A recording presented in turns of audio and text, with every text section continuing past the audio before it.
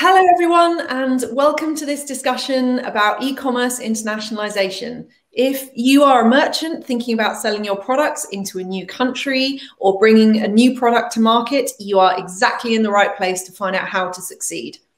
My name is Sarah Sennett. I am the head of agency marketing at leading international Shopify Plus e-commerce agency Swanky, and I'm joined by Matthias Kleven from Shopify.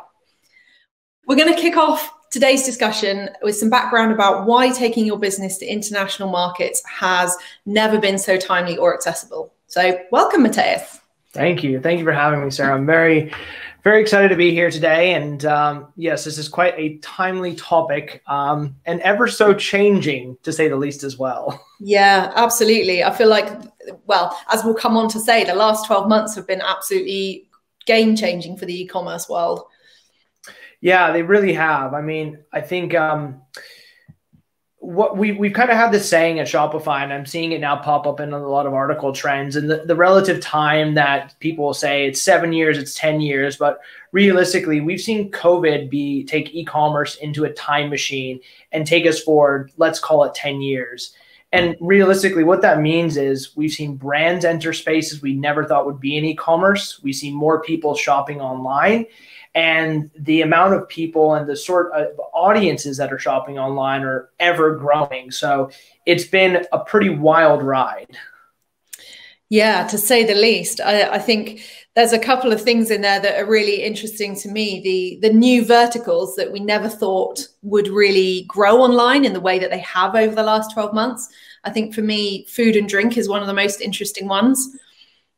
Yeah, it really has. So food and drink was a really interesting one. I actually had the opportunity to work with the agency and Heinz, actually, who are bringing their direct-to-consumer. And literally to this day, you can go to Heinz to Home and you can purchase Heinz ketchup directly online from them, which is mind-boggling because it used to be that if you wanted Heinz products or other things like toilet paper or others, you would go to a physical store. You go to your supermarket, you go to your local corner store or pharmacy to purchase these goods, but now they're happening online and these channels are growing. And another interesting point is consumer behavior is shifting around this. This is not just a COVID thing. I think this is going to be a post-COVID thing. Yeah, absolutely. I read somewhere that I think it was around 30% of people would continue buying the brands online after COVID and after lockdowns are over, and in-store shopping would not ever go back to being the same prominence in their lifestyle that it was before. Yeah, so I think the stats that we pulled from kind of our 2021 report, and we looked at a lot of trends, was 75% of users who purchase, say, kind of new goods maybe online, they believe that about 60% of them are going to carry over those COVID shoppings into post-COVID. So I think one that we can probably maybe all relate to, and something that I personally did, was toilet paper. And back in the day, I would have always gone to the supermarket and I would have purchased my toilet paper in bulk, and I would have never thought of purchasing online. Obviously, I think we all remember there's huge toilet paper outages. Mm-hmm. And now to this day, personally, I purchased all of mine from a merchant called the Cheeky Panda. And I don't plan to ever personally go back to buying toilet paper. It's convenience. I can do it from my phone. And I think these are all the factors that are starting to play into how not only consumers are shopping, but really how merchants need to adapt to this kind of new way of consumers purchasing things. Yeah, definitely. I think the brand point that you raised about Heinz, I think is really interesting because I think we're going to see people stick with the brands that they know and then bring on board the brands that they've tried as a result of COVID. And, you know, suddenly you're going to find people going to the manufacturers directly rather than, like you say, the supermarket experience. Yeah, exactly. And I think there's another point that you said that was interesting is, you know, with retail. So April 12th is a big date here in the UK. High streets opening back up, non-essential. And I think some people have the idea of like retail is dead. And I personally, and I think as, you know, as Shopify has, we have a retail team. Retail is not dying, but the retail experience is shifting. And I think it's really important that it's no longer simply a channel for sales. It's a channel for experience. It's a channel for people to see your brand, to have an interaction that it's hard to have online. And that's something that obviously merchants are trying to do now with their websites, but trying to think of it in new and unique spaces is really important. And it's something that I think you can find a lot of leadership and thought on as you're kind of doing research about how to think about that. Yeah, definitely. I completely agree. I think the whole line that retail is dead, for me, the way we've done retail before probably is, but it's got to transition into, like you say, that in-store experience, that tactile moment where you're handling the product, where you're starting to experience it. Online will do its best to fulfill that, but it won't be able to. It won't ever be as good as going into a store and touching something. So I do think that the retail environment is going to be really interesting to see how that changes over the next few years. But the other thing that I wanted to bring out with, in terms of audience behaviors and changes, is that we're not just talking about the Gen Zers, millennials. We're not talking just about a younger generation. This is affecting everybody across all age groups. All behaviors are changing. Yeah, exactly. I mean, we literally saw, so that was a really big, I think, assumption too. And it's kind of fair. I mean, especially with younger generations and the TikTok youth are on their phone. But about 84% of consumers shopped online during the pandemic. That is a vast majority of people of all ages, because you no longer had the ability, especially in those first 3 months of lockdown, to purchase it. And that also, though, I think, though, speaks to how merchants need to streamline their buying process online.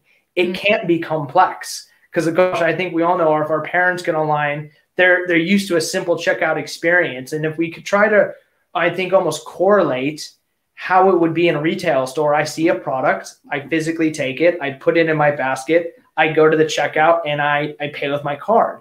We have to recreate that to some extent, depending on your journey, as something as simple as that. And now with alternative payment methods like Apple Pay and Google Pay, Klarna, and all these payment installments, there's so many new options.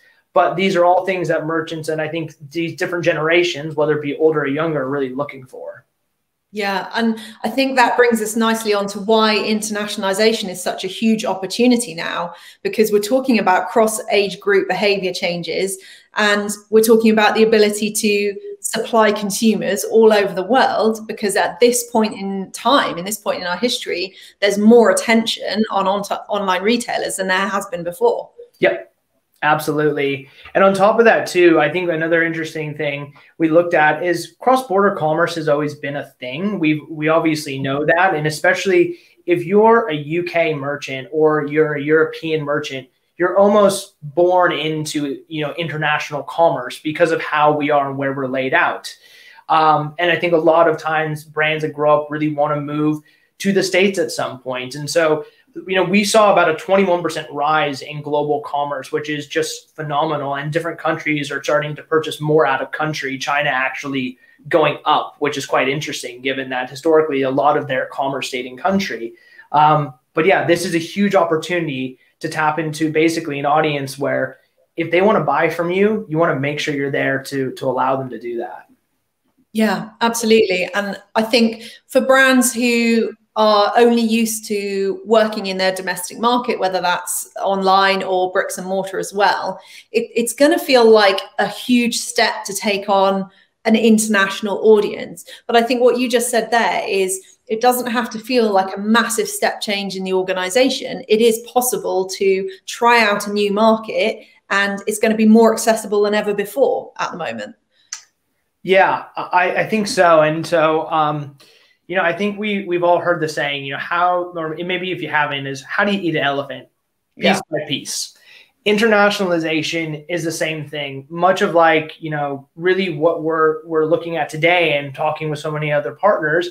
There's a lot that goes into it. You have your e-commerce site, you have your fulfillment, you have your logistics, you have your taxes, your duties. So there are a lot of things, but I think, you can take it piece by piece. And really what that looks like in practice, I think at first just see, do you have an international audience? You can go into your Google Analytics, you can look in the back end of your platform and see, do you have people from another country purchasing from you? Is it a small stat of 5-10%? And from there, maybe just think about, how can I tap into that one market first? Because I think if we think of all of Europe or the global world, it is daunting. but we can take one, really figure it out well, and then take that as a blueprint and recreate that for more markets as they think about going more global. Yeah, absolutely. One thing I just wanted to touch on briefly, because it's a huge part of that a merchant's thinking, is the customer experience, that holistic end-to-end experience. And I say end-to-end because I don't want anyone watching to think customer experience is just about the website, because it's not. It's so much bigger than that. And we've got a whole section in the ebook around customer experience, but I wonder if you could just touch on why it's so important to think about that holistically. Yeah, so I think this is a really interesting one. And it's a question, and I think this is where we think of taking a chunk or a bite of this first, because if you think about the customer journey, I think it's always good for us to put our customer shoes on and there's so many touch points, from the point that I see an ad, from the point that I land on the web shop, from the point that I add the product, to the checkout. How is payment done? How is shipping done? To the point, can I see my tracking? What does that look like? Then I get the physical product, unboxing. Unboxing now is such a big thing. I mean, go on YouTube and you search unboxing, and it's a huge place for not only, consumers and influencers to share your product, but for you to be found. Yeah. And then you add into all that packaging. Where's it coming from? Is it compostable? Is it eco-friendly? That's becoming a bigger thing too. So I think you're really right. You need to think about that entire process. And again, you can hone in on each one over time, but I think it's important that really does need to be a seamless experience. And on top of all that, you add mobile in and many other factors. Yeah, definitely. One thing I just wanted to ask about, from a brand who is in a domestic market, like maybe the UK, how important do you think it is to physically have a presence on the ground in an international market that a brand is trying to reach? This was, so when I think I was giving a thought about this, and I don't think it's terribly important, to be honest, right now. I think because when I think of so many brands on Shopify, they're what we call digitally native.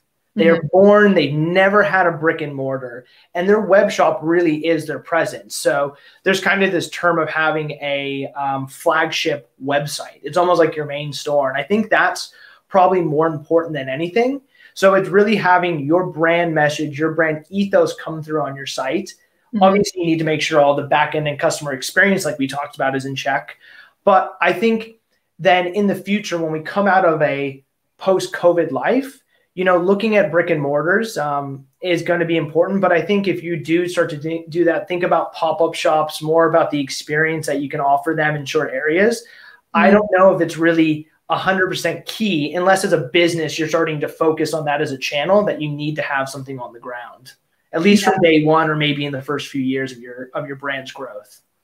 Yeah, definitely. I would completely agree. And I think what I want to get across to anyone watching who's thinking about taking their brand international is that there are a lot of things that you can do before you have to think about establishing a permanent presence and boots on the ground in a new market. And, that leads me on nicely to the Shopify platform specifically. I wanted to ask for the top level sort of summary as to why Shopify is so well suited for businesses who want to take that step internationally or want to grow internationally. Yeah, that's a good question. So it's something that we're working on all the time, and we're iterating. And in the past few months, we've had some exciting updates come out. But I think the key reason why a lot of merchants really like being on Shopify and internationalizing with it is the ease, and also the ability to iterate. So what do I mean by that? Because I think those are two kind of bloated words, to be honest. So ease is, how easy is it for you to maybe translate your site? How easy is it for you to actually turn on multi-currency and allow a customer to purchase in their local currency and you settle in yours?